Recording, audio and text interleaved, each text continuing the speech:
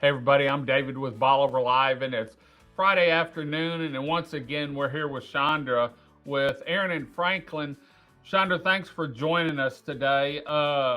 We had a TWIA meeting last week, or this was it this week or last week? Yes, sir. This week. This week, Tuesday. and one of the big I know things on the agenda was rates for Agent insurance. commissions. Yeah, The agent commissions. Yes. agent commissions. How did that turn out?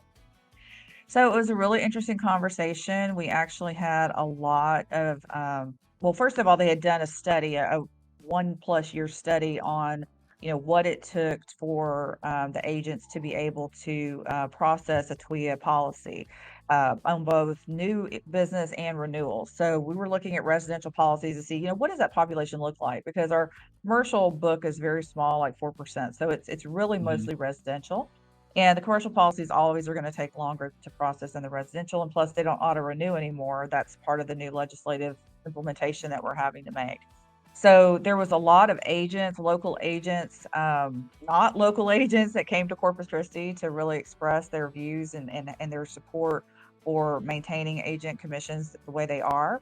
The study came out. It showed that our commission structure is pretty much in line with the industry, which we don't directly correlate with industry because we're kind of a different insurer. We have other perils that we have to look for. If we have, policies on the coast, you can't just have wind insurance. You have to also have flood and homeowners. Right. So we have to make sure all those policies are in place in order to qualify for the TWIA insurance. So, there was a lot of discussion by the agents about, what it really takes to process policy. And then of course the care and information that they provide their policyholders before, during, and after a storm. So it's really, those relationships, how important they are. And, I actually drew a parallel and said, look, when we buy something from a big company like Amazon, you have where it's manufactured, then you have it in the warehouse, and then you have it going that last mile to the homes. And that last mile is the most expensive part of the whole process, getting that. And that's exactly what our agents are doing. They're our last mile. They're that direct contact with the consumer that we can't provide. We're way in the background. So we really need these agents to be our advocates, to be our feet on the ground, our eyes and ears, and to help us when we have issues, because we have an online claims policy, but not everybody wants to do that. Not everybody wants to go online and process the policy.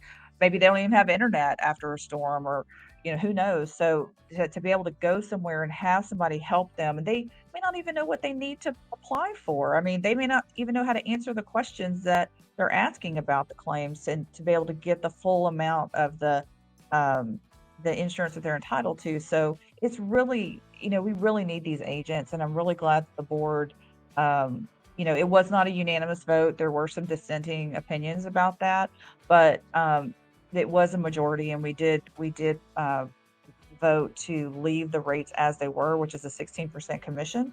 And so we were not going to make any recommendations to the commissioner to make any changes at this time. So I was really personally happy about that. I feel like, there's a lot of agents that do a lot of work, and especially for these coastal policyholders, it's really important. So. Especially, they've got a relationship. Most insurance agents have a relationship, especially down here on the coast, with the end user. And so if you call into a hotline, those people aren't going to know what you've been through, Absolutely. as to where your agent, most likely, he's going through the same thing. They're in the trenches there with you, David. Yeah. I mean, they're going through the same pain points that you're experiencing, with no food, no water, no electricity, no flushing toilets, destroyed property, leaking roof, whatever it is. They're experiencing those things with you. They have empathy for you, and plus then they have the knowledge that can get you what you need to do to rebuild your life. So, I'm really excited that, we were able to, continue to, give the agents what they're earning in those commissions. I mean, we all know interest rates have gone up. We know that, it's more expensive to do business. I couldn't see taking anything away from them to do the same work that they're already doing. So I don't know any prices that have gone down in the last 4 years. exactly. 4 years. Well, So why and should one a of commission go down? yeah, and one of the other points I had made was I said, you have to understand if you say, okay, we're going to do 1% or something like that, that's not 1% for the agent. That's 6.25% of the money that we're paying them because 60% of the commission, policy commission is going to them. But Hmm. if you take off, say, 1% and say, okay, reduce to 15, that's actually 6.25% reduction of the money we're paying them. So Right.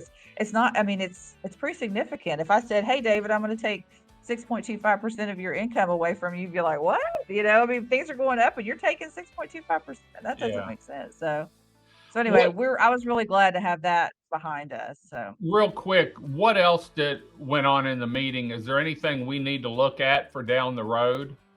I mean, a couple of things. One of the biggest things is that we had tried years back to bring other insurance companies in to do depopulation, try to get TWIA, the pool of policies that we manage down and put that into private markets. And, that started off, gangbusters, but then over the years, people have just keep falling off. And so that's what happens. We absorb all those policies More, back. yeah. And so our risk is actually going up significantly, and we have a pretty significant trajectory in our budget for increasing our policy count as well as our premium count, our premium numbers. So, that's just more liability that we're taking on to cover the coast. And, where that reflects is going to be in the reinsurance amount that we have to purchase next year to be able to cover all these policies. And it's, you know, what happens then? I mean, we have additional premium monies, which is good. That'll help cover some of it, but that's when we start getting into the rate discussion, which will be in August. And at some point, there's going to be a breaking point where we just aren't going to have enough just with premiums the way they are right now without a rate increase. You can't live in this kind of inflationary times without it indefinitely. I mean, the private Right. market in the same period that the private market has increased like 33%, we've increased like 5. So, I mean, we're not keeping up with the private Right. market, but we are the insurer of last resort. So we do try to advocate and keep premiums down as much as possible. I don't know that that's sustainable indefinitely, but I can tell you we had our budget discussion and I was that was in October, and I was really critical about, what the expenses look like. Is there anything that can be reduced? I mean, my first thing is like, let's keep our house in order first. Let's make sure that our expenses are as low as we possibly can make them and still service the customers. Hmm. And if we absolutely don't have any other options, great, then we raise premiums. So, I mean, and I've never been in support of that because, I'm a coastal representative and but the reality is, I mean, everything's experiencing increase. Right. At some point, it's probably going to have to go up. Is there a cap as far as for whatever your liability is out? Is there a cap on what you have to have in reserves or insurance that the state or someone sets and says, okay, if y'all have, and I'm using round numbers, 100 million in liabilities out, you have to have this much in reserve.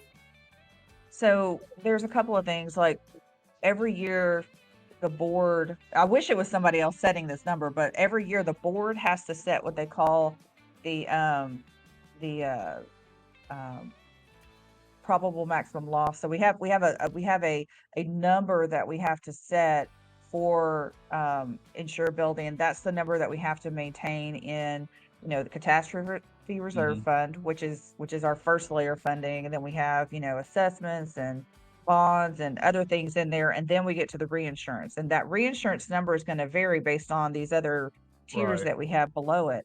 And so when we set that number, when we set whatever that number is, and I think last year it was like 4.1 billion or something like that. So, you know, and we look at all the modeling for the different storms and what the different modeling are saying as far as, the probabilities, and then we determine, okay, based on these probabilities, what kind of coverage do we feel like we need? But, you know, if we have a storm that hits, say, in Matagorda, it's not going to be nearly as impactful as one that hits Galveston or right. Jefferson County or even Corpus Christi. So where those storms hit makes a huge difference in what our losses are going to be, but Right. we still have to cover everybody. So Until you get a storm like Harvey that goes in at Rockport and then dumps 30 inches of rain down I-10, up that's 59 right. and down I-10. It's unbelievable. And that's a really hard storm too. I mean, all these storms are, they're all unique, and even though they're similar, they're different. But Harvey, it dumped so much rain, and then you get into that, well, Wind. what's wind and what's water and what, Right. Even if you have flood issues, you have to build back to the wind code, and it's just like this. Yeah, That's this crazy. seesaw. Well, if people have questions, how can they get hold of Aran and Franklin from a storm standpoint and talking about their home? Yeah, we're happy to look at their, what they kind of coverage they have, or what kind of certificates they have on their house, what they may need, what gaps they may have. And we can do this if it's just you wanting to know for your own knowledge, or if you're trying to sell your house, work with your realtor. But if you can just go to aranfranklin.com, and you can do info@aranfranklin.com, or just go to our website and request. Click the button. Yeah, click the button. Click the button. So, well, thanks for joining us today. I think next week, everyone, we're going to be talking about maybe fortification. This is a new building process that really knocks down your insurance. Now, it does cost a little bit more, but I think from what I've seen in the long run, it's a whole lot better to spend it now and save it over the next 15, 20 years, 30 years than it is and have a better home. So we're going to talk with Chandra about that. So Chandra, thanks for joining us this afternoon or this morning. Until next time, I'm David with Bolivar Live. Y'all have a great day, great week. Come see us. God bless, and bye-bye.